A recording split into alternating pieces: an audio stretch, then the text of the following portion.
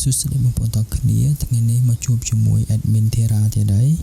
បាទដោយសពរដងអញ្ចឹង admin Thera តែងតែនិទានរឿងខ្មោចឲ្យបងប្អូនបានស្ដាប់កំសាន្តនៅពេលរាត្រី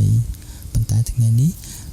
admin បានបដូរបរិយាកាសមកនិទានរឿង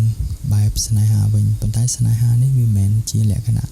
បែបស្នេហាវ័យក្មេងនោះទេគឺជាស្នេហានៅក្នុងក្រុមគ្រួសារដែលនិយាយពី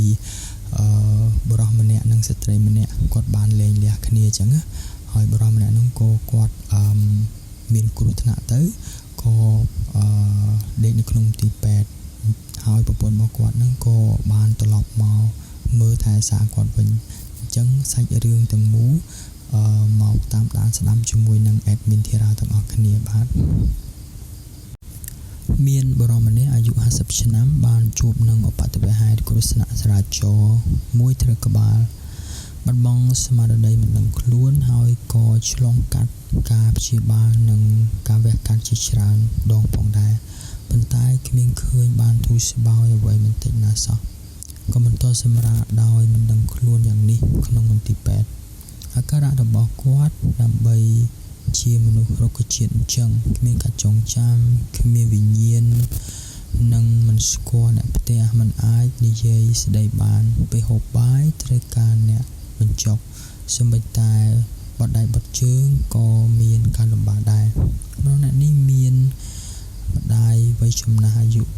85ឆ្នាំម្នាក់និងបងស្រី2នាក់នៅពេលគាត់កើតនៅហេតុភេទធ្ងន់ធ្ងរយ៉ាងនេះ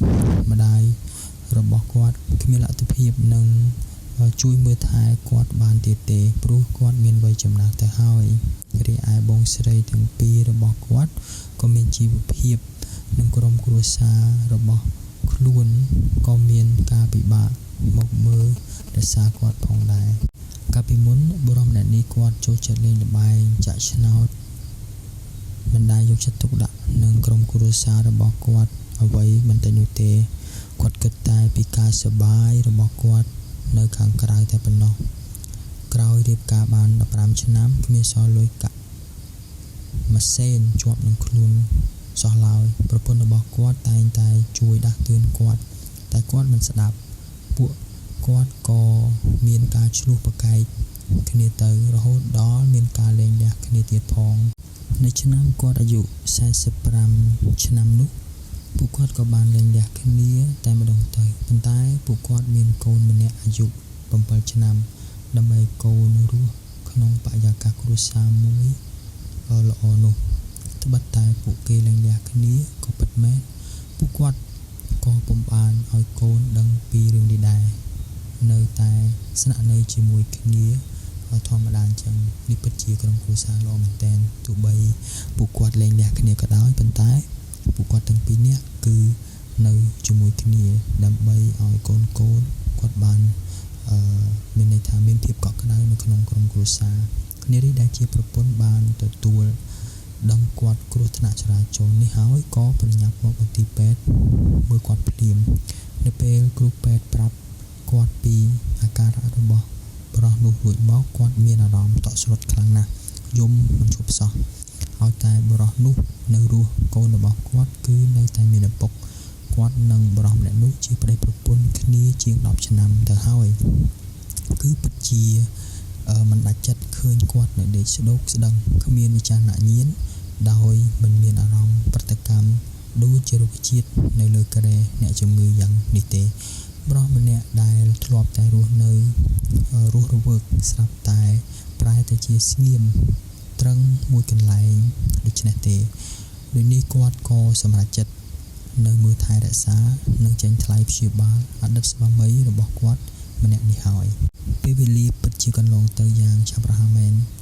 តែមួយពព្រិចភ្នែកសោះគាត់បានថែបុរសអ្នកនោះអស់រយៈពេល3ឆ្នាំជាងទៅហើយបុរសនោះមានកម្ពស់ 1.70 ជាងទម្ងន់80គីឡូរីឯគាត់វិញកម្ពស់តែ1.50 ជាងហើយមានទម្ងន់ក្បែរ50គីឡូក្រាមប៉ុណ្ណោះក្នុងអំឡុងពេលប្រហែលឆ្នាំនេះគាត់តែងតែធ្វើបាយម្ហូបហើយបញ្ចុកបុរសនោះឲ្យពិសាជួយប្រែខ្លួនមុតទឹកឲ្យជួយលើកគាត់ទៅបត់ដៃបត់ជើងព្រមទាំងជូនគាត់ និងកៅអីរុញទៅដើរលេងមើលគេឯងនឹងនិយាយលេងជាមួយគាត់ដើម្បីឲ្យឆាប់ជាប៉ុន្តែហាក់គ្មានប្រយោជន៍បរិសុទ្ធនោះនៅតែមិនដឹងនិងគ្មានការឆ្លើយតបអ្វីបន្តិចឡើយថ្ងៃខែកាន់តែកន្លងផុតទៅនារីដែលជាប្រពន្ធរបស់ម្នាក់នោះ